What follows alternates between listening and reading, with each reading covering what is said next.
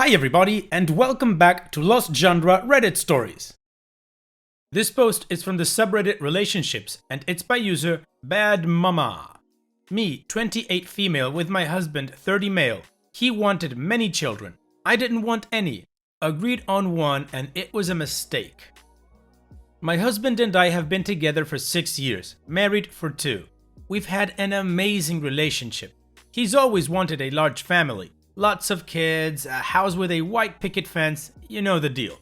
I've never liked children, but everyone I've talked to told me it's different when they're your own. So we went ahead and had a baby. Long story short, it's the worst decision I've ever made. Our daughter is a year old and not a minute goes by where I don't regret my decision.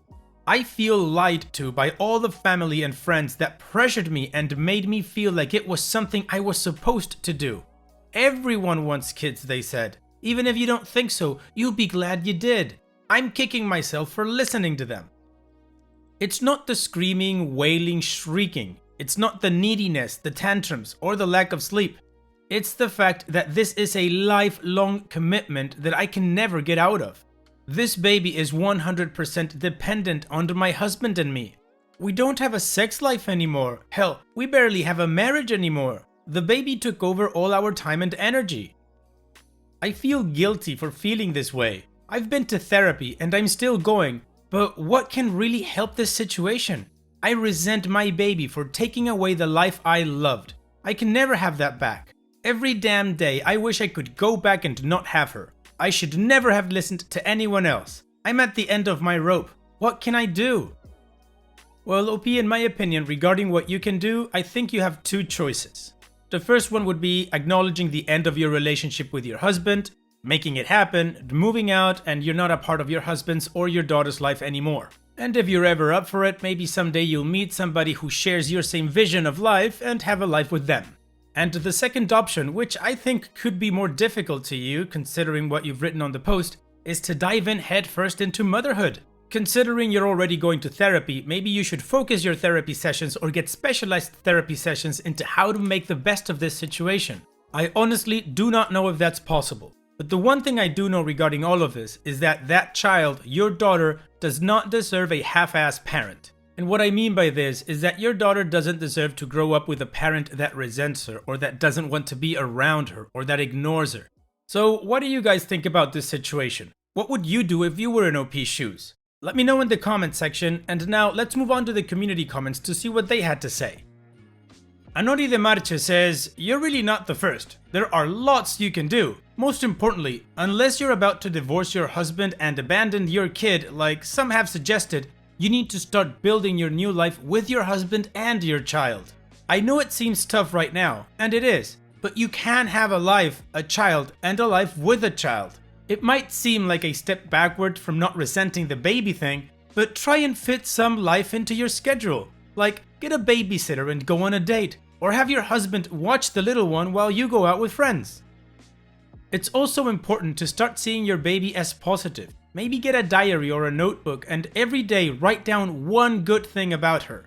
It'll likely be hard at first, but as you practice, and as she becomes older and more independent, it'll be easier and easier. Another idea is to find an activity to do with your child on a regular basis, something that you find fun. When I had difficulty bonding with my son, it was craft and cooking. Focusing on funner time with the child and creating positive memories will help. You can also spend time together as a family on outings. Outings are pretty difficult, but they don't need to be much, even just to the park. It's all about positive memories for your new life, as well as getting back in touch with your old life." And OP responds, "I like your idea. Divorce is not an option. I still am in love with him, even if things have been very strained. I will try writing one good thing about her each day. Thanks for your response. I think the hardest thing is realizing that even when she's in the more independent stage, I'm dreading that because I just never liked being around kids. When my siblings were born, I stayed as far away from them as possible. They were just annoying. But again, thank you for your reply." Smiley face. Note Venapro says, "Ask your husband if you can get a divorce and he can have 100% custody. You will pay some child support, but you do not have to be in that child's life. Is that ideal? Nope. Or you can stop letting the child take up 100% of your life. A baby is not supposed to take up 100% of your time. Didac Notation says, quote, I resent my baby for taking away the life I loved. I can never have that back. Every damn day I wish I could go back and not have her. End quote. If it helps, you wouldn't have got to keep that life if you hadn't had her either. Your husband would probably have left you if you had decided not to have kids. You were in an unwinnable position. Yes, having a child you didn't want was a mistake, but marrying someone who wants kids if you didn't was too. Additional information from OP's comments. I don't want to divorce him. He's been my partner for a long time and I don't want to throw that away. Hubby is wonderful with her. He is an amazing person and bends over backwards for me and our daughter. He is an honest, trustworthy, dependable man, and after our first date, I was hooked. I still love him very much, but he knows there will never be another one as long as we're together. He knows how I feel. The first 2 months after having her, I cried myself to sleep every night. He has agreed to no more kids, and I think he truly understands how hard this one has been on me. He picks up the slack when I can't be around her. He does the majority of the childcare. This is going to sound bad, but I actually try to make sure my time with her is limited because there's only so much noise I can take, and she gets very loud and screams a lot. No health issues, just the vocal baby. I go to therapy once a week on Saturdays and often go grocery shopping and errands after, which is away from her. We both work full-time jobs and my mother watches her while we work. I cook dinner every night and he does the bath, change, and watch over her routine while I do that. So he takes care of her about 70% of the time we are around her.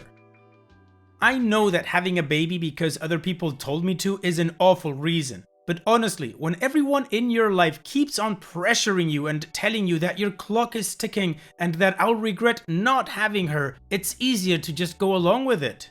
I wish someone had told me it was alright not to have children.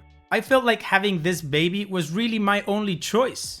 My family makes it seem like our daughter is the only important person in the world. I feel like I'm just a mom, not the person I once was.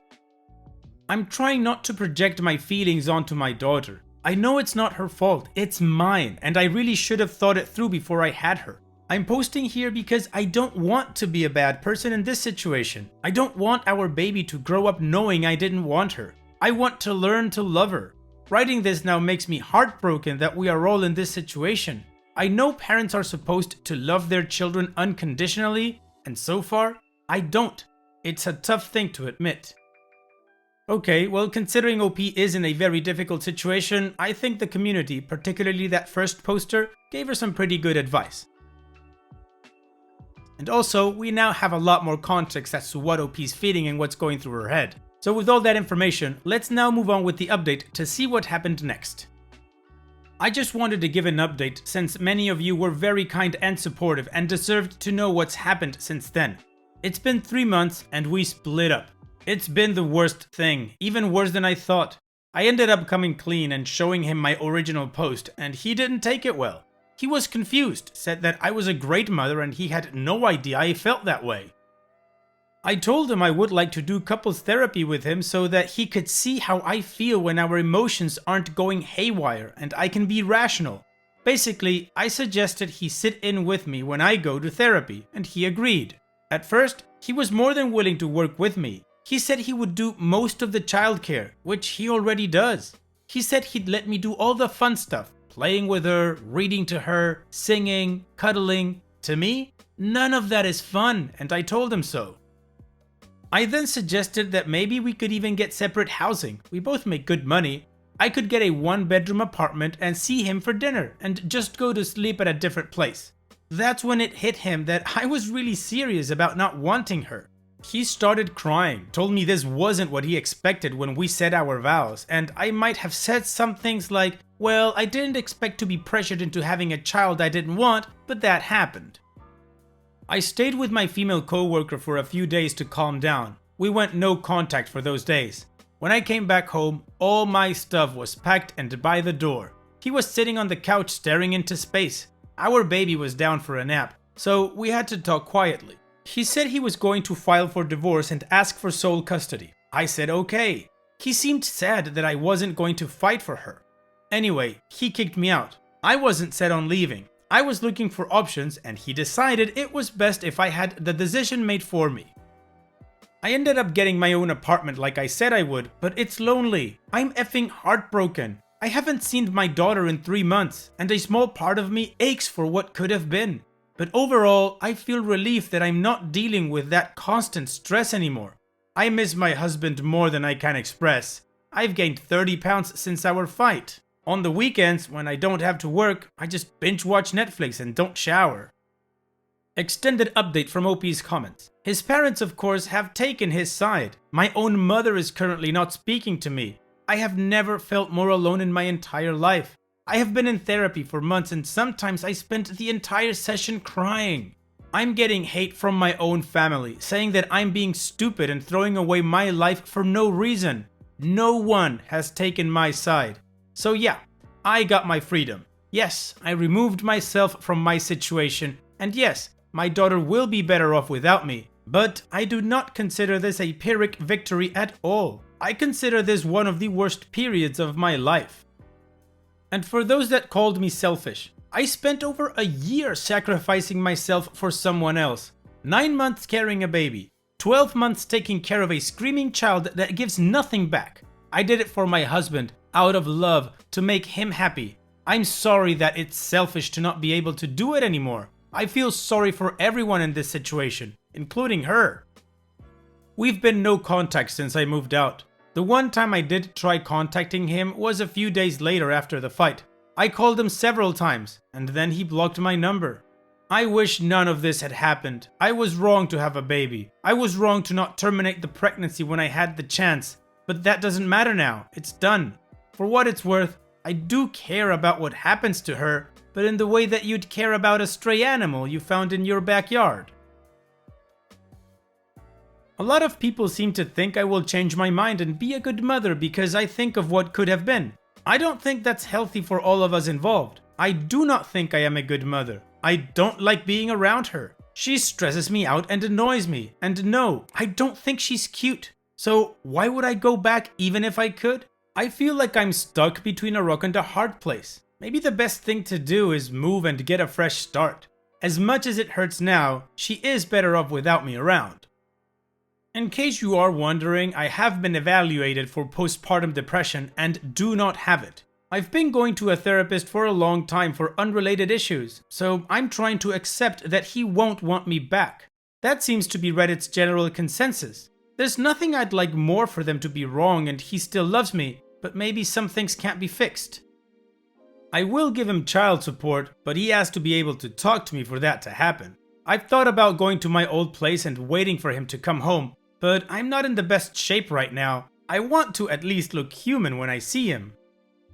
The reality of this situation is no one was going to end up happy. I doubt he is, but at least he loves her and I know he's taking good care of her, and that means he isn't falling into the same depression I am.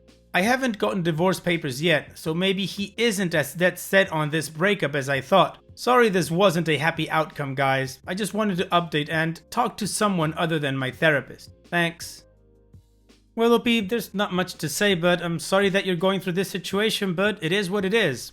I do have to say, and some people may disagree with me, but OP kinda lost me when she compared her daughter to a stray animal she would find in the backyard. But anyways, let's move on with the next post. This post is from the subreddit Malicious Compliance, and it's by user TexasTiger70. Delicious compliance, not a typo. I was an eager to please kid working my first real job as a busboy in a steakhouse. I would help out anyone anytime to prove I could do other things. Dishwasher out? No problem. We did large steaks. The smallest steak was the 1 pound filet mignon. They are no longer in business, but were called UR Cooks. It was a guy's place where you picked your steak and cooked it in an open grill in the middle of the dining room. I would be scheduled as a busboy and end up doing any job that was needed. I would often change the blades in the meat saw, bandsaw, so the meat cutter could just start on the next cut. T-bones used different blades than sirloin. The meat cutter liked me and one slow night had me cut the sirloins. he joked with the managers that they needed to give me a raise as I was getting as good as him. I would get scheduled as a busboy, remember this, to come in hours early to help with prep. I was paid as a busboy. This went on for months. I didn't mind the pay difference as I would get tipped out by the servers and often would help customers cook their steaks and get tips then too. As a kid, it didn't dawn on me that I was losing money. Now, this is where the fun starts. When you get a large uncut sirloin butt, you will never get it cut exactly. The shape prevents that. So the end pieces or scraps from any cut were packaged up and sold to the employees for 25 cents a pound. Typically, there would be half a pound of waste per group cut. So for a sirloin butt, half a pound. We would cut 10 a day. Older employees got the first chance to buy the excess. The day before Father's Day, there was a huge fight, and the meat cutter was told to take a few days off and decide if he really wanted to work there. He was taken off the schedule. I was on the schedule as the busboy and was scheduled to come in early as usual. I had only been helping and had never run the area on my own.